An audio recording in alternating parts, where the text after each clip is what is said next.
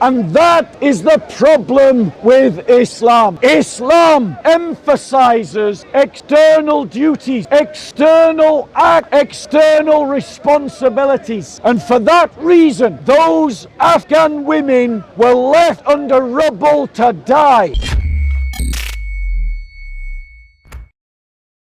So I'd like to give a talk about what recently happened in Afghanistan.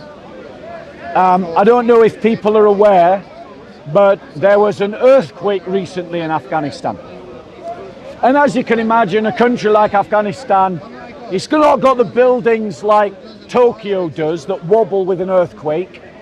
It's got buildings like England does. So when there's an earthquake, the buildings come crashing down. And I'm reading from the New York Times. So this is a mainstream media outlet, not some right-wing propaganda outfit. And it talks about this. The title is, "After Afghan Quake, many male rescuers help men, but not women.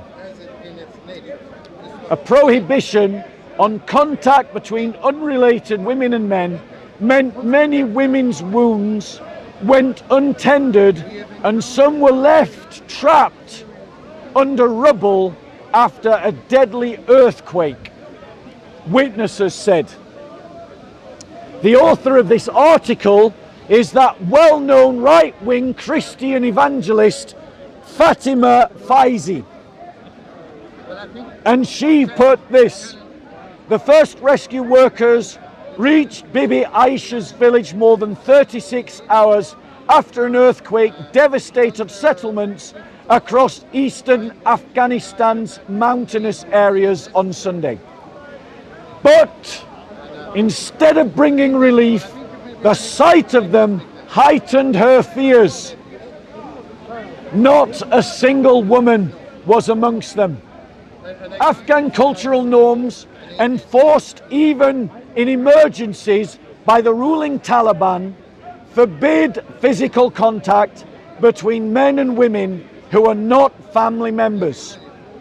In the village of Andalukak in Kunar province, the emergency team hurriedly carried out wounded men and children and treated their wounds," said Aisha, 19.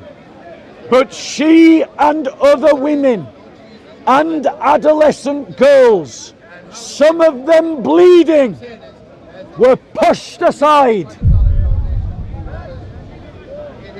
She said, "No one offered women help, asked what they needed, or even approached them."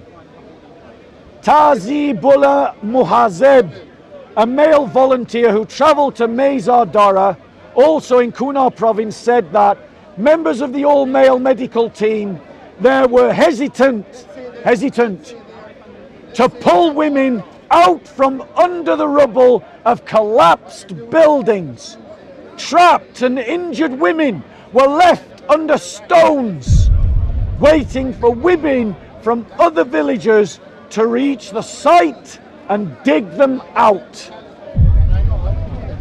The reason for this, ladies and gentlemen, is that under Islamic fiqh, free mixing is considered a sin. Free mixing is the idea that men will have social interaction with women they don't know.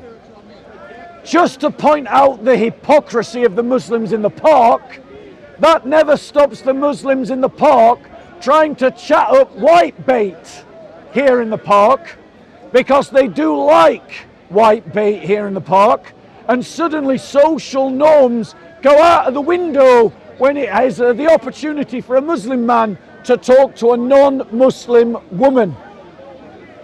But you don't see them doing it. You see them getting aggravated when Christian men talk to Muslim women. And then they lecture us about the idea of the separation of the genders and the sexes.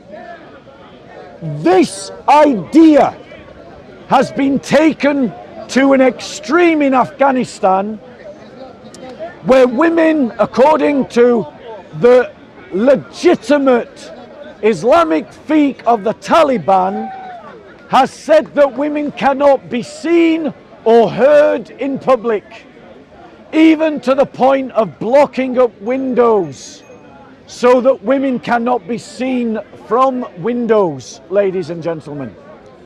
Women in Afghanistan have been denied the opportunities of education because, according to Islamic fiqh of the Taliban, which is legitimate according to other Islamists and other Muslims, like the Muslims we have in this park, say that women, it's haram for them to learn. The reason why they deny the social interaction is because they believe that by doing so, it gives license to sin. Because of course, the first thing you're thinking about after an earthquake is shagging someone who's bleeding to death. And that's what she wants as well, of course. This is the backward 7th century mindset of Islam. However, Christ offers us an answer to this. And the answer we read in the Gospel of Luke, reading from chapter 10, verse 25 and onwards. And behold, a certain lawyer stood up and tested him, saying, Teacher, what shall I do to inherit eternal life? He said unto him, What is written in the law? How read you? And he answered and said, You shall love the Lord your God with all your heart, with all your soul, and with all your strength, and with all your mind, and your neighbor as yourself. And Jesus answered and said, You have answered right, this do, and you shall live. But he said, willing to justify himself, Jesus, who then is my neighbor? And the Christ replied, A certain man went down from Jerusalem to Jericho and fell amongst thieves, who stripped him of his clothing and wounded him and departed, leaving him half dead. And by chance there came down a certain priest that way, and when he saw him, he passed by on the other side. And likewise a Levite, when he was at the place, came and looked at him and passed by on the other side. But a certain Samaritan, as he journeyed, came where he was, and when he saw him, he had compassion on him, and went to him, and bound up his wounds, pouring in oil and wine, and setting him on his own beast, and brought him to an inn, and took care of him. And on the next day when he departed, he took out 2 pence, and gave them to the innkeeper, and said unto him, Take care of him, and whatsoever you spend more, when I come, I will repay you. Which now of these 3 think you was neighbor unto him that fell amongst the thieves? And he said, He that showed mercy on him. Then said Jesus unto him, Go and do likewise. Now, the Christ was talking about a parable as a Jew, and he made a Samaritan the hero of the story. In other words, he made someone of a different ethnos, a different nation, a different religion, the hero of his own story, thus demonstrating how counterintuitive the teachings of Jesus is to any kind of ethno-nationalism. But he criticized the priest and the Levite. Why? Because they had interpreted the law in terms of ritual purification rather than ethically. This was not Jesus contradicting the law of the priests and the Levites, but saying to the priests and the Levites that they had misunderstood the purpose of the law. The priests had understood it in terms of ritual purification for the temple, and so, for instance, Cornelius of Lepida says this, and by chance there came down a certain priest that way, and when he saw him, he passed on the other side. By chance, humanly speaking, but really by the providence of God, for all things are foreordained by God, passed by on the other side. The priest, terrified at his appearance, turned away from him and went on the other side. George Leo Haydock said, our Saviour here shows the Jewish priest how preposterous was their behaviour, who though scrupulously exact in performing all external acts of religion, entirely neglected piety, mercy, and other essential duties. And that is the problem with Islam. Islam emphasizes external duties, external acts, external responsibilities. And for that reason, those Afghan women were left under rubble to die, because the Afghan Taliban could not bear rescue men to physically touch women who they were not related to, because they see that as haram. But Christ teaches us that there's nothing wrong with external religiosity, but external religiosity must always serve the inner dynamic of ethic and the dynamism of love. And so, if external purity or exactitude should be sacrificed because love or mercy demands it, then you sacrifice it. Jesus practiced worship in the temple.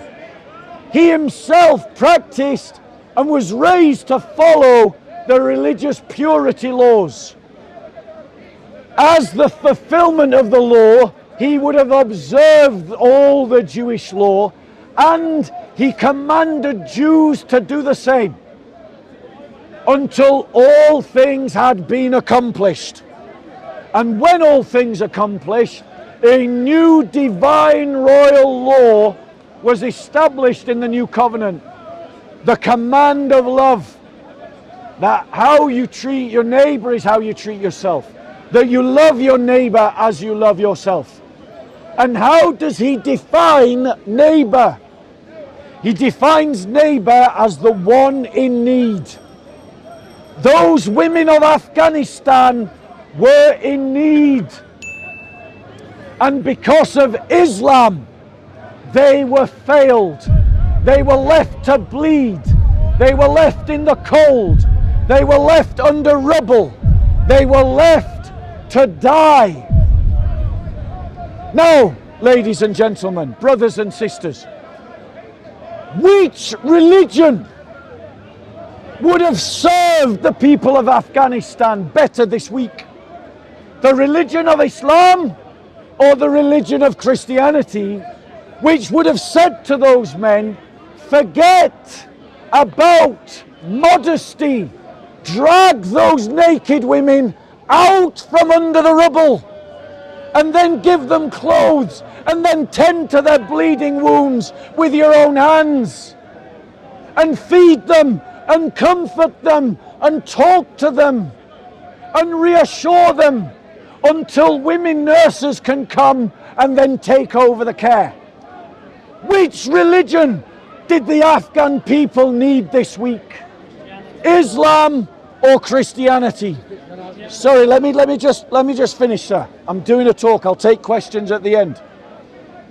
Islam has failed those women. Christ, when he went into Mary's house, Mary and Elizabeth, and remember, one of the sisters was busy doing the work, and the other sister was sat learning at Jesus' feet.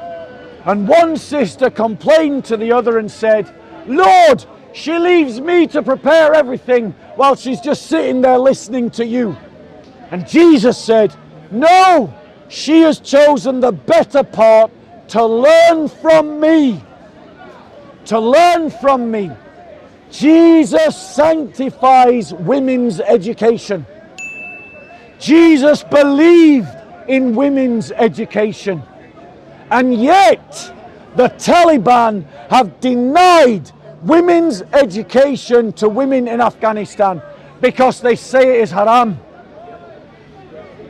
The liberal Western secular world abandoned Afghanistan to a bunch of Islamist thugs. If the West had been guided by Christianity, we would still be in Afghanistan fighting to civilize the country and to free it from Islam, to draw it closer to Christ, in which those women would be educated, in which those women would be allowed out of the home, in which those women would not have been left under the rubble to die.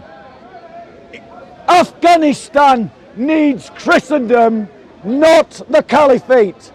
Afghanistan needs a Christian state and Christian law, not Sharia law. Jesus said, you will know them by their fruits, and by their fruits you will know them. The Taliban have demonstrated their fruits. I have demonstrated the fruits of Christianity. Are these Afghan women Christians? No, they're Muslim women.